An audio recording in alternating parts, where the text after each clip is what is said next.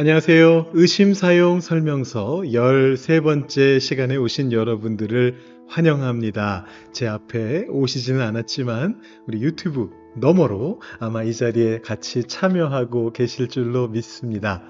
우리 의심사용 설명서가 거의 끝을 향해 가고 있습니다. 오늘 이제 13화를 듣고 나시면 이제 한 번이 더 남아 있습니다. 다음 주에 저희가 14화. 이건 사실 의심하고 직접 관련 없는 것이지만 제가 연결해가지고 한 가지 더 말씀드릴 게 남아서 다음 주에 14화 한 화와 우리 전체적인 내용을 다시 한번 정리하는 그런 시간 이렇게 총 2번을 더 남겨놓고 있습니다. 여러분 마지막까지 집중해서 참여해 주시면 감사하겠습니다. 오늘 13화에서 드리고 싶은 이야기는 이 지금까지 여러분들이 잘 이렇게 넘어오신 이 의심들의 상황들 속에서 그래서 마지막으로 우리가 어떤 방향으로 나아가야 하는가에 대한 부분들을 말씀드리려고 합니다. 무슨 말인가 싶으시죠? 우리가 의심을 이렇게 열심히 피해도 보고 때로는 그 의심을 사용도 해보고 활용도 해보고 하나님께 그 의심을 던져도 보고 또 여러 가지 방법을 통해서 하나님에 대한 신앙을 더 깊게 만들기 위해서 애써 봤습니다. 사실 의심이 그곳에서 굉장히 쓸모있는 그런 것이었죠. 그런데 이 의심을 완전히 넘어서기 위해서는 아직 우리가 해야 될 한 가지가 더 남아 있습니다. 그것은 바로 우리 주변에서 하나님께서 임하시는 것을 발견하는 것이에요. 그리고 그것을 행동으로 옮겨가는 것입니다. 이 이야기를 오늘과 다음 시간에 걸쳐서 한번 해보려고 하는데요. 자, 우리가 이 도움을 얻기 위해서 이러한 내용에 대한 도움을 얻기 위해서 사도 요한이라고 하는 분의 도움을 한번 받아보면 좋을 것 같습니다. 여러분 사도 요한이라고 하는 사람에 대해서 얼마나 알고 계시나요? 이 요한이라고 하는 사람은 기본적으로 예수님의 12제자 중에 한 사람이고요. 또 예수님과 아주 가까이 지냈던 3명의 제자 중에 한 사람입니다. 베드로와 야고보와 요한이죠. 이 중에 베드로는 수제자였습니다. 그리고 야고보와 요한은 서로 형제간이었습니다. 야고보하고 요한이 둘 다 형제임에도 불구하고 둘 다 예수님의 가장 가까운 제자 그룹에 들었다라는 것은 이들이 굉장히 권력욕이 있었다라는 것을 의미할 수 있습니다. 실제로 성경에 보면은요, 야고보와 요한의 어머니가 예수님을 찾아와서 치맛바람을 이렇게 휘두른 적이 있습니다. 여러분 잘 알고 계시죠? 야고보와 요한의 어머니가 와서 나중에 예수님께서 세상의 지배자가 되시면 세상의 왕이 되시면 저의 아들들을 야고보와 요한을 예수님의 왼편과 오른편에 앉게 해주십시오라고 그렇게 예수님께 청탁을 하는 그런 장면도 나왔었습니다. 물론 그것이 야고보 요한 두 사람의 본의였는지는 모르겠습니다만 그럴 정도로 이 가족이 굉장히 권력에 가까이 있었던 사람인 것은 확실합니다. 자, 그런데 놀라운 일이 벌어집니다. 예수님께서 세상을 뒤집어 엎을 줄 알았건만 오히려 그 예수님께서 거꾸로 로마 병사들에 의해서 체포당해서 골고다 언덕으로 십자가를 지고 올라가서 죽음을 경험하게 되는 바로 그 순간이 벌어지게 된 것입니다. 여러분 그때 어떤 일들이 일어났는지 기억하고 계시죠? 바로 남자 제자들, 12명의 제자들 중에서 가룟 유다를 제외한 나머지 11명의 제자들은 모두 다 도망가 버렸습니다. 예수님의 여성 제자들만이 끝까지 예수님을 따르면서 골고다 언덕까지 올라가서 십자가 주변에 머물렀습니다. 예수님의 최후를 본 사람들은 여성들이었어요. 그런데 그 중에 한 사람의 남성 제자가 남아 있었습니다. 요한복음에 따르면 예수님께서 가장 사랑하셨던 그 제자가 바로 그곳에 있었다라고 그렇게 말합니다. 그 사람이 누군지 요한복음이 이름을 얘기해 주지 않습니다만 요한복음 전체적인 내용을 살펴보면 그 사람은 요한일 수밖에 없죠. 여러분, 요한이 그 자리에 있었다라는 것을 다른 복음서들은 기술하지 않고 있습니다. 오직 요한복음서에서만 남성 제자 중에 딱 한 명, 요한이 예수님 옆에 있었다라고 기록합니다. 왜 그랬을까요? 그리고 어떻게 그럴 수 있었을까요? 소설가인 김성일 씨가 예전에 아주 옛날입니다. 1980년대로 제가 기억하고 있는데 그때 냈던 소설 중에 제국과 천국이라고 하는 소설이 있는데요. 그 소설 속에서 이 의문을 파고 들었습니다. 요한은 어떻게 모든 제자들이 다 도망치고 붙잡힐 거라는 그런 걱정을 하고 있는 상황 속에서 용감하게 그 자리에 가 있었을 수 있었을까? 그걸 추적하면서 이런 추정을 합니다. 이건 사실은 아닙니다. 성경에 나온 건 아니니까 진실은 아니지만 충분히 개연성이 있는 스토리인데요. 어떤 추측을 하느냐 하면 이 요한이 분명히 권력욕도 있었던 사람이고 정치적인 그런 면도 충분히 있었던 사람이기 때문에 아마도 가룟 유다와 마찬가지로 제사장들과 연줄이 다 있지 않았을까, 이런 이제 추측을 합니다. 그래서 요한이 사실 집도 부잣집이었잖아요. 요한이 예수님을 따라다니면서도, 그래서 예수님을 통해서 이 세상이 바뀔 것을 한편으로 기대하면서도 다른 한편으로는 혹시나 예수님이 복권 꽝일 가능성을 대비해서 제사장들 쪽에도 연줄을 대고 있었다. 그래서 체포의 위험 없이 그 자리에 있을 수 있었다라는 추측을 합니다. 양다리를 걸치고 있었다, 뭐 그런 거예요. 물론 이거는 한 소설가의 추측일 뿐입니다만 뭔가 알 수 없는 이유로 요한은 지금 그 순간에 다른 남성 제자들을 다 제치고 예수님께서 십자가에 달려 돌아가시는 그 순간에 그 자리에 있었다라는 것만큼은 분명한 사실입니다. 여러분, 요한의 마음이 어땠을까요? 한편으로는 죄 없는 스승이 이렇게 십자가에 달려서 고통스럽게 죽게 되는 그 장면을 보면서 슬퍼하고 있었을 겁니다. 그러면서도 다른 한편으로는 일말의 기대를 그 마음속에 품고 있었을 가능성이 아주 높습니다. 어쩌면 예수님께서 이 순간에, 아주 결정적인 순간에 십자가에 달려서 돌아가시는 대신에 하늘로부터 천군 천사의 군대를 끌고 오셔가지고 세상을 뒤집어 엎으실지도 몰라, 마지막 찬스일 수도 있어 라는 일말의 기대를 가지고 있었을지도 모르겠습니다. 아마 그랬을 거예요. 만약에 그렇다면 요한은 성공하는 거 아닙니까? 요한의 어머니가 와서 나중에 예수님께서 세상을 다스리실 때 우리 아들들을, 요한과 야고보를 오른팔 왼팔로 삼아주세요, 이런 얘기를 했는데 지금이 바로 그 상황이에요. 지금 만약에 예수님께서 세상을 뒤집어 엎으시면 다른 남성 제자들은 다 도망갔거든요. 요한이 바로 으뜸이 될 수 있는 절호의 찬스인 겁니다. 가능성은 높지 않지만 예수님께서 분명히 십자가 위에서 돌아가실 것처럼 보이지만 그럼에도 그런 일말의 기대를 가지고 있지 않았을까 생각해 볼 수가 있습니다.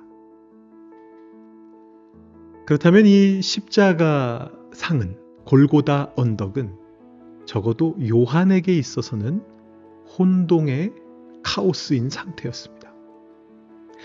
이 요한이 일말의 기대를 가지고 있음에도 불구하고 전체적으로는 의심의 현장이었거든요. 설마 그런 일이 일어나겠어? 예수님께서 아마 돌아가시고 이대로 우리는 끝나게 되겠지. 그럼 나는 이제 어떻게 살아야 될까? 이런 생각을 하고 있었던 의심의 현장, 일말의 기대만을 가진 의심의 현장이었을 것입니다. 바로 그 순간에 예수님께서 말씀하십니다. 보라, 내 어머니라. 황당하지 않았을까라는 생각을 해봅니다. 예수님 입을 여시니까 이런 생각이 들지 않았겠어요? 예수님께서 드디어 세상을 뒤집어 엎으시려나 보다. 뭔가 정말 중요한 일을 이루시려나 보다. 아마 이런 생각을 했을 거예요. 그런데 예수님이 얘기합니다. 어머니, 이 사람이 앞으로 어머니의 아들입니다. 요한을 가리키면서. 그리고 요한에게 얘기하는 거예요. 이분을 당신의 어머니로 모셔주십시오 라고 그렇게 이야기하는 것입니다. 굉장히 당황했을 겁니다. 의심의 현장 속에서 혹시나 세상을 뒤집어 엎으실 수도 있겠다라는 아주 일말의 기대를 가지고 있는 상황 속에서 이 의심도 아니고 이 일말의 기대도 아닌 전혀 엉뚱한, 그리고 굉장히 사소해 보이는, 그럼에도 불구하고 너무너무나 부담스러운 사명이 주어지게 된 것입니다. 스승의 어머니를 자신의 어머니처럼 모시는 사명이었습니다. 여러분, 이거 너무나 황당한 사명이 아닐까요? 이것은 마치 이와 같습니다. 어떤 사람이 사업을 하다가 실패했습니다. 그래서 이제 사무실을 정리합니다. 앞으로 어떻게 살아야 될까 막막합니다. 무엇을 해야 될까 머릿속에 번뜩이는 아이디어도 없습니다. 그래도 가족들을 먹여 살리려면 뭐라도 해야겠다 하는 그 찰나에 사무실을 정리하고 돌아 나오는데 울고 있는 자신의 아내가 보입니다. 하나님의 음성이 마음속에 들려옵니다. 가서 아내를 위로해줘라. 아내와 잠시 시간을 보내라. 다음 스텝이 무엇이 될지는 너는 모르겠지만 내가 준비해 줄 테니까 일단은 마음 편히 너의 아내를 위로해라. 이런 사명을 주시는 거예요. 과연 우리가 그럴 때 마음 편하게 좋아요, 미래는 하나님께 맡기겠습니다. 저는 아내를 사랑해 주러 가겠습니다. 이렇게 말할 수 있을까요? 어떤 사람이 선교를 나가기 위해서 모든 것들을 다 준비하고 철저하게 마음을 준비하고 난 이제 하나님의 말씀을 전해서 저 사람들을 구원하는 그 자리로 가리라 마음 먹고 출발하려고 그러는데 고향의 부모님이 아프시다는 소식이 들려옵니다. 하나님의 음성이 마음속에서 들려옵니다. 너의 아버지 어머니를 가서 돌보거라. 하나님, 이게 맞나요? 이런 생각이 들지 않을까요?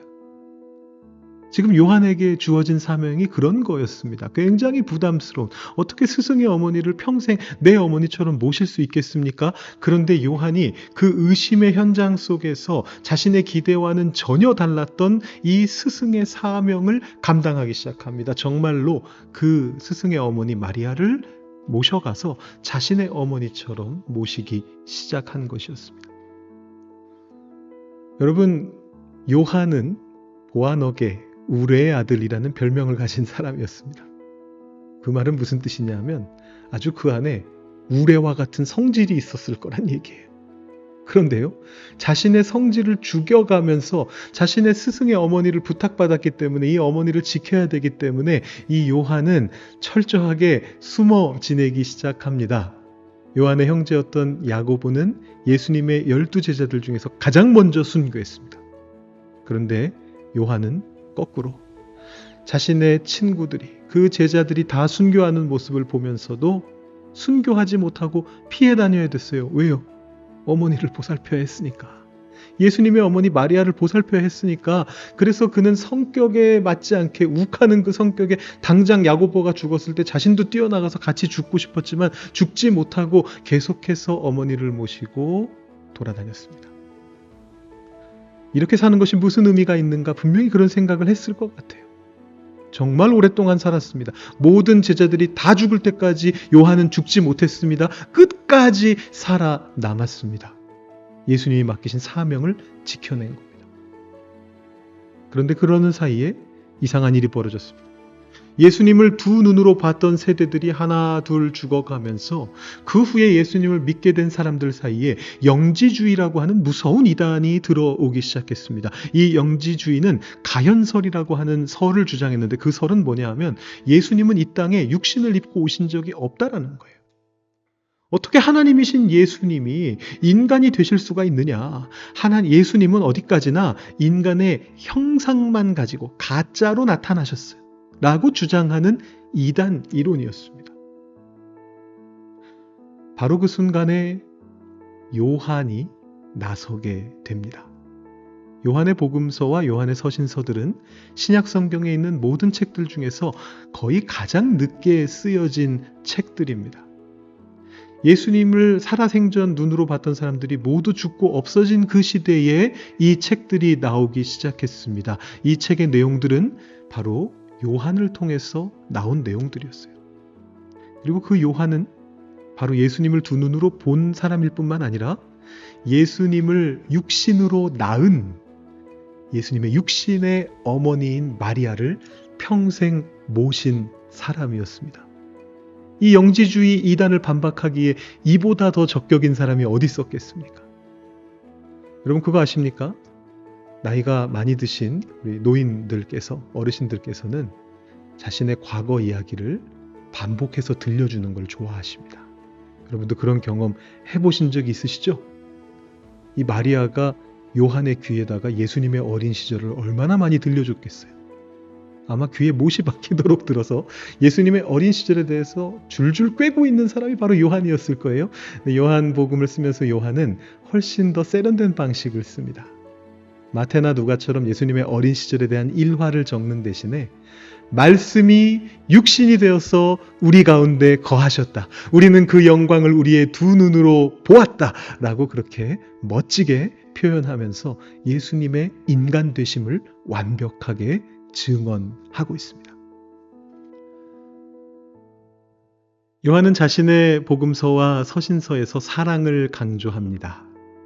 원래는 정치적인 사람이었을 요한이, 원래는 욱하는 성격이었을 요한이 예수님께서 맡겨주신 사명을 수행하면서 이 어머니를 지극정성으로 모시면서 사랑의 중요성을 깨닫게 되었던 것입니다.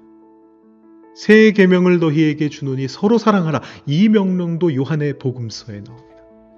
하나님은 사랑이시라라는 엄청난 선언도 요한 1서라고 하는 요한의 서신서에 나오고 있습니다. 요한복음과 요한서신을 쭉 읽어보시면 이건 뭐 거의 사랑 타령인데 이런 생각이 들 정도로 하나님의 사랑이 얼마나 중요한지, 우리가 그 하나님의 사랑을 가지고 어떻게 살아야 하는지를 반복해서 이야기하고 또 이야기합니다. 요한이 살아오면서 마리아를 모시면서 깨닫게 되었던 진리였습니다. 우리는 때로 거창한 생각들을 하면서 그것이 이루어질지 이루어지지 않을지에 대한 고민을 하면서 스스로를 의심 속으로 가지고 들어갈 때가 있습니다.